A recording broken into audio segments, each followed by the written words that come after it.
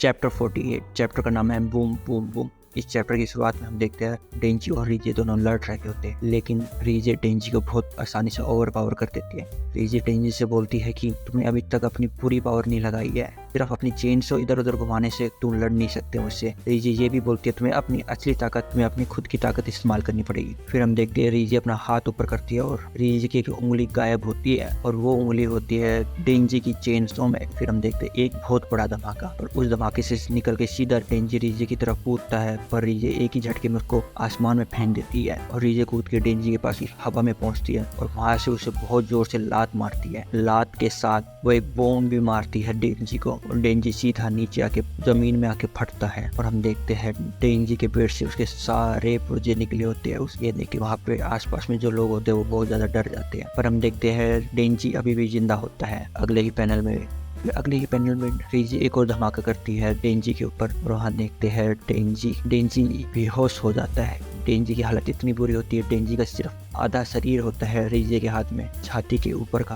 बाकी सब गायब होता है। डेंजी की चेन सो टूट जाती है और डेंजी के हाथ भी नहीं होते हैं। रीजे वहां से जा रही होती है, रीजे मरे हुए लोगों के ऊपर से जा रही होती है, पर वहां देखते हैं हम हायाकावा को जो मरने की एक्टिंग करते हैं। रीजे जैसे ही उसके ऊपर से निकलती है, हायाकावा एक मौका देख के रीजे का हाथ काटता है, जिस हाथ से उसने डेंजी को पकड़ा होता है। यहीं पे चैप्टर का अंत होता है। चैप्टर के अंत में लिखा होता है कि N explosive slash the counter attack begins. Chapter 49, chapter का नाम है अ tragic gun salute, the explosions never and. इस चैप्टर की शुरुआत में देखते हैं हायाकावा को जिसने बॉम्ब डेविल का हाथ काट दिया होता है और बॉम्ब डेविल का हाथ के साथ डेंजी भी नीचे गिर जाते हैं। फिर हमें पता लगता है हायाकावा ने जो डेविल के साथ कॉन्ट्रैक्ट साइन किया होता है, उस कॉन्ट्रैक्ट में क्या होता है, हमें पता लगता है कि हायाकावा ने उस डेविल के साथ कॉन्ट्रैक्ट ये साइन किया होता है कि डेविल हायाकावा को फ्यूचर में कुछ सेकंड देखने की ताकत देगा, पर उसके बदले हायाकावा 5 साल जी सकता है। उसके बाद हायाकावा की जो सोल होगी वो डेविल ले लेगा। हायाकावा मन में ही सोच रहा होता है कि अगर मैंने एक पल की भी देरी करी या एक पल के लिए भी चूका तो मैं यहाँ मर सकता हूँ। सिर्फ हायाकावा ये भी सोच रहा होता है कि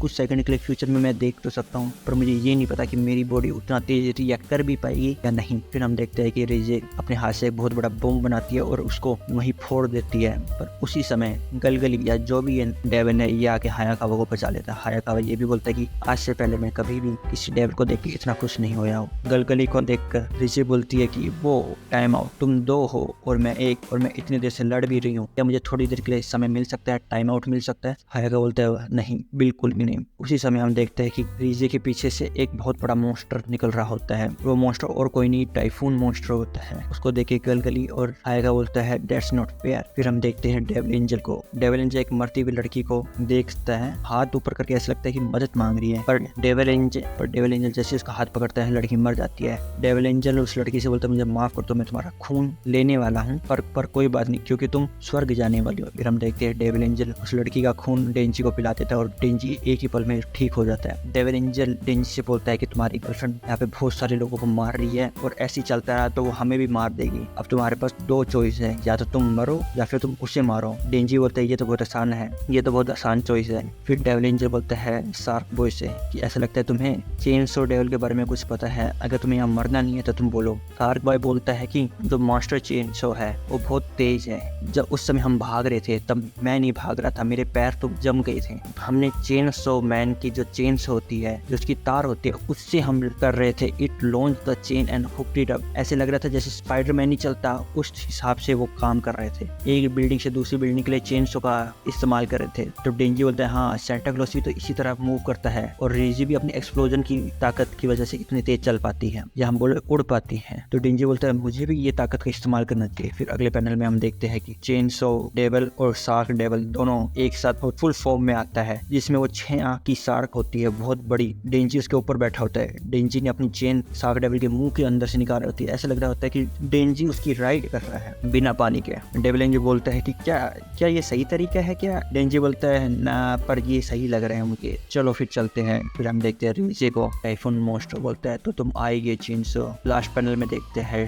डेंजी और शार्क डेविल रीजे और टाइफून से लड़ रहे होते हैं। चैप्टर का अंत होता है chainsaw on shark versus bomb with typhoon. Chapter 50 chapter का नाम है shark and part 2 and explosive typhoon make landfall on the battlefield. Chapter की शुरुआत में हम देखते हैं टाइफून डेवल वहाँ पे बहुत बड़ा टाइफून ले आता है और सारे लोग उसमें खींचे चले जाते हैं। हायाकावा सबसे बोलता है किसी ना किसी चीज को पकड़ लो। साथ में हमें ये भी दिखाया जाता है गलगली बोल रहा होता है ये it's a battle of monster, इसमें हम ऐसा कुछ नहीं है जो हम कर सकते हैं। उसी के बीच में हम देखते हैं डेंजी, शार्क डेवल, टाइफून डेवल और रीजे को आपस में लड़ते हुए। डेंजी बोल रहा होता है मैं इसके ऊपर एक भी वार कर नहीं पा रहा हूँ। रीजे पीछे से बोलती है तुम तो मेरे लिए कॉकरोच के बराबर हो। उसी पर डेंजी और शार्क डेवल एकदम से रीजे के ऊपर वार करते हैं और रीजे की एक टांग काट देते हैं। पर टाइफून डेवल रीजे को बोलता है कि लेडी रीजे टेक माई ब्लड। उसी समय टाइफून डेवल अपने मुंह से खून निकाल के रीजे के ऊपर फेंकता है और रीजे रीजनरेट हो जाती है और उनकी बैटल ऐसे ही कंटिन्यू होती है। अगले पैनल में हम देखते हैं टाइफून डेवल के द्वारा जो टाइफून लाया होता है उसमें सारे लोग खींचे चले जा रहे होते हैं। हायाकावा एक पोल को पकड़ के बैठते हैं पर डेविल एंजल होता है वो पोल को पकड़ने से पहले ही उड़ जाता है। हायाकावा डेविल एंजल का कोट पकड़ लेता है पर हवा इतनी तेज चल रही होती है कि हायाकावा के हाथ से वो कोट छूट रहा होता है। डेविल एंजल बोलता है कहने दो, मुझे छोड़ दो, अब कोई फायदा नहीं है, मुझे जाने दो, मैं हमेशा से मरने के लिए तैयार ही था,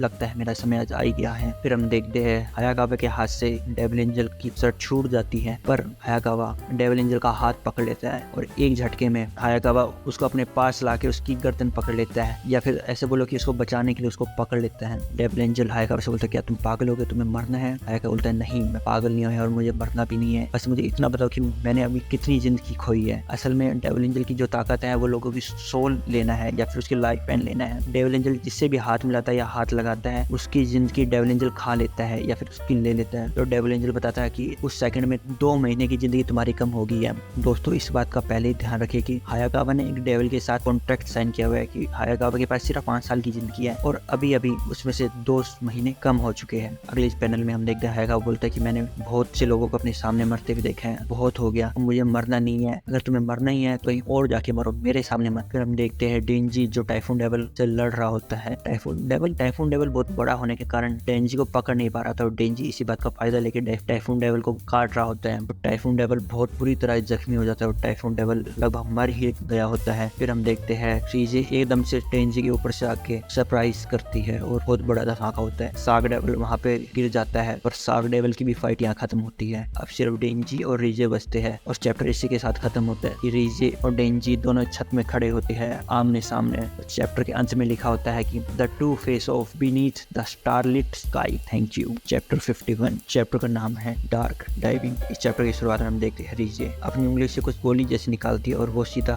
गोली डेंजी के हाथ में जाकर लगती है और हम देखते हैं डेंजी का एक हाथ गायब हो जाता है या वो लोग फट जाता है। फिर रीजे बोलती है बहुत हो यार, चलो इसको जल्दी से खत्म करें। डेंजी बोलता है हाँ बिल्कुल खत्म करते हैं और रीजे एक और वार करती है, डेंजी का दूसरा हाथ भी उड़ जाता है पर डेंजी के उस हाथ से चेन निकलती है और हम देखते हैं डेंजी वो चेन सीधा जाके रीजे में फेंकता है और डेंजी और रीजे वो चेन से बंध जाते हैं और रीजे डेंजी से बोलता है क्या तुम पानी में जाने के बाद भी फट सकी हो? फिर हम देखते हैं रीजे और डेंजी दोनों पानी में गिर जाते हैं और हम देखते हैं अगले पैनल में दोनों रीजे और डेंजी पानी में गिर जाते हैं और दोनों ही एकदम डीप ओशन में पहुंच जाते हैं। अगली सुबह हम देखते हैं रीजे और डेंजी दोनों एक बीच के किनारे होते हैं। रीजे बोलते हैं डेंजी से तुम्हें मुझे बचाना नहीं चाहिए था, तुमने मुझे बचाया क्यों? डेंजी बोल रहा है क्योंकि मैं अपनी जिंदगी जी रहा हूँ, मैं अपनी बेस्ट लाइफ जी रहा हूँ, कोई फर्क नहीं पड़ता मेरे दिन कितना भी बुरा हो, अगर अगले दिन मुझे खाने के लिए अच्छा खाना मिल जाए तो मैं मानता हूँ कि सब कुछ ठीक हो गया। डेंजी बोलता है अगर मैं तुम्हें अभी पकड़ लूँ और ब्यूरो को दे दूँ वो मुझे ठीक नहीं लगेगा, ऐसे लगेगा कि कोई हड्डी मेरे गले में फंस गई हो। मैं अपनी जिंदगी की बेस्ट लाइफ जी तो रहा हूँ बट उसके साथ ही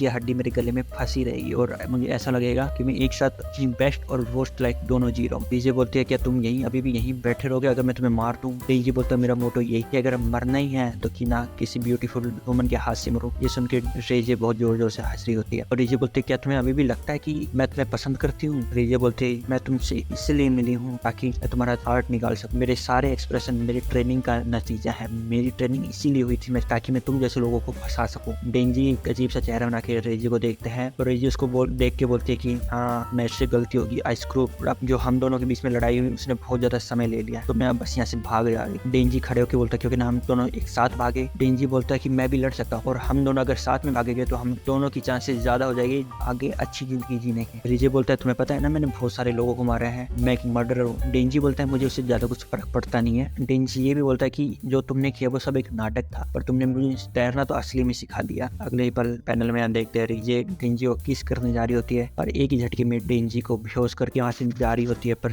डेंजी वहाँ से बोलता है कि मैं आज दोपहर को मैं उसी कैफे में तुम्हारा इंतजार करूंगा। फिर लास्ट के हम पैनल में देखते हैं डेंजी अपना सामान पैक करके अपने अपार्टमेंट से जा रहा होता है। इसी के साथ चैप्टर 51 यही खत्म होता है। चैप्टर के आखिरी में लिखा होता है the resolution to run away. Chapter 52 chapter की शुरुआत में हम देखते हैं किशिकाबे और हायाकावा को। किशिकाबे हायाकावा से बोल रहा होता है जब वो यूएसएसआर में था तब माए अपने बच्चों को डराने के लिए कहानी सुनाई करती थी। माए अपने बच्चों को बताती थी कि एक सीक्रेट एम्यूनेशन रूम है जहाँ पे बहुत सारे बच्चे रहते हैं और उन बच्चों के पास कोई भी आज़ादी नहीं है, वो बाहर नहीं जा सकते, उनको इंसानों की तरह नहीं रखा जाता, उनको एज ए टेस्ट सब्जेक्ट रखा जाता है। पहले मुझे लगा ये सब झूठी है, सारी कहानी झूठी है, पर एक दिन एक न्यूज़पेपर ने छापा कि ये सीक्रेट रूम रियल है। बहुत जल्दी ये एक बहुत बड़ा इशू बन गया अमेरिकन जर्नलिस्ट में उन बच्चों की जो कि उस रूम में से उनकी फोटोएं रिवील होगी। बट एकदम से ये कहानी ठंडी पड़ गई या हम बोले कि दबा दी गई।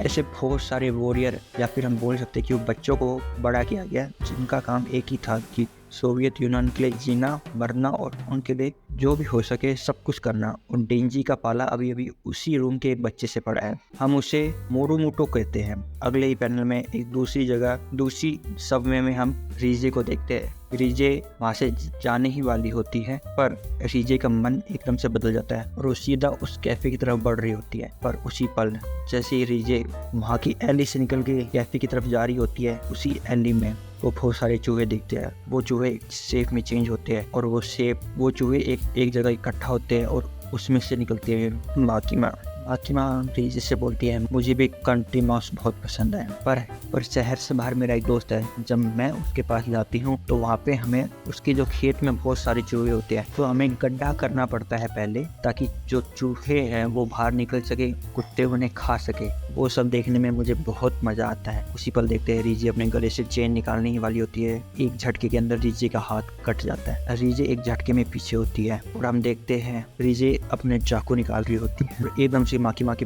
पीछे पहुंच जाती है और जैसे ही रीजे माँ को मारने जा रही होती है एक स्पीयर एक भला रीजे को आर पार चीरता हुआ निकलता है और हम देखते हैं डेविल एंजल जो रूफ टॉप में खड़ा होता है और देखते ही देखते रीजे वहीं मर जाती है। रीजे मन ही मन ये सोच रही होती कि मैंने डेंजी को पहली बार नहीं मारा जब हम मिले। तो रीजे बोलती है क्योंकि मैं भी कभी डेंजी की तरह कभी स्कूल नहीं थी। और वहाँ देखते हैं हम रीजे मर चुकी होती है। बाकी मैं डेविल एंजल से बोल रही होती कि मैंने तुम्हें कहा था कि आकिकुन को। तो डेविल एंजल बोलता है मुझे लगा कि लड़की को मारने में हिस्सा आएगा इसीलिए मैं अकेला ही आया। फिर हम देखते हैं डेंजी को जो कैफे के अंदर बैठा होता है। कैफे वाला डेंजी को बोलता है कि दुनिया में बहुत सारी लड़कियां हैं, तुम्हारे लिए जो लड़की परफेक्ट होगी वो अपने आप ही तुम्हारे सामने आ जाएगी। इसी पल देखते हैं हम कि कैफे का दरवाजा खुलता है। डेंजी एकदम से खुश होता है पर वहाँ से निकलती है पावर बोलती है मेरा काम वहाँ खत्म हो चुका है और मैं इस कैफे में घुस चुकी हूँ। उसी पल हम देखते हैं जो डेंजी के हाथ में फूल होते पावर उसको देख के बहुत खुश होती है और बोलती है क्या ये मेरे लिए? डेंजी बोलता है नहीं और डेंजी उस फूलों को खाने लग जाता है। चैप्टर खत्म। तो इसी के साथ खत्म होता है चेनसॉ मैन का रीजे आर्क। 2024 में जो चेनसॉ मैन की मूवी आने वाली है वो इसी के ऊपर पेश हुई।